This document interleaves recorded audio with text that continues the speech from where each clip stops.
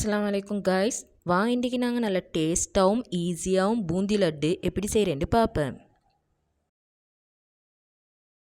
ஆரம்பமாக கடலை மாவை நல்லா அரிச்சு எடுத்துக்கொள்ளுங்க.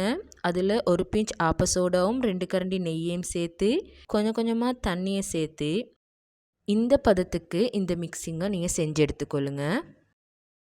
பின்னால் க்ரீன் அண்ட் ரெட் கலர் சேர்க்குறதுக்காக இந்த பேட்டர்லேருந்து 2 கரண்டி ஒதுக்கிக்கொள்கிறேன்.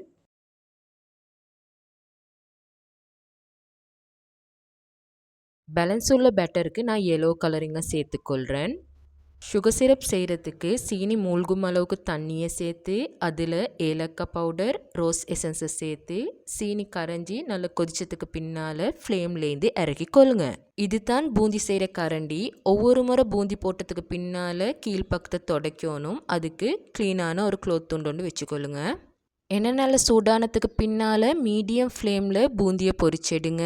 பூந்தியை போட்டதுமே நாங்கள் இறக்கிடணும். அதில் கலர் மாறவும் படாது, அது முருவவும் படாது. அப்போ தான் பூந்தி சுகர் சிரப்பை உறிஞ்சிக்கொள்ளும். இப்படி எல்லா பூந்தியும் செஞ்சதுக்கு பின்னால் சுகர் சிரப்பை சூடாக்கி இதுலேருந்து கொஞ்சம் கொஞ்சமாக போட்டு நல்லா கொதிக்க வச்சு ஹோல்ஸ் உள்ள இப்படி ஒரு பவுலில் போட்டுக்கொள்ளுங்க. அப்போ தான் மேலதிக சுகர் சிரப்பை நீக்க ஈஸியாக ஈக்கும். செஞ்ச பூந்திலேருந்து மேலதிகமான சிரப் நீங்கினதுக்கு பின்னால் கிரைண்டர் ஜாரில் போட்டு இதை லைட்டாக அரைச்சி எடுத்துக்கொள்ளுங்க. அதில் ஏலக்காய் பவுடர், கேஷ்யூ நட்ஸ், ரெய்சின் கொஞ்சம் போட்டு நல்லா மிக்ஸ் பண்ணிவிட்டு வேண்டிய சைஸ்க்கு நீங்கள் பூந்தி லட்டு செஞ்சுக்கொள்ளுங்க. தந்திக்கிற அளவில் நான் 10 பூந்தி லட்டு செஞ்சேன். இந்த பூந்தி லட்டு செஞ்சதுமே இப்படி ஜூஸியாக தான் ஈக்கும். உங்களுக்கு இப்படியே சாப்பிடவும் மேலும். எனக்கு கொஞ்சம் இது ட்ரை ஆயிருந்தால் தான் விருப்பம். எனவே ஒரு 3 ஹவர்ஸ் நான் ஃப்ரிட்ஜில் வச்சுட்டு இதை எடுத்தேன்.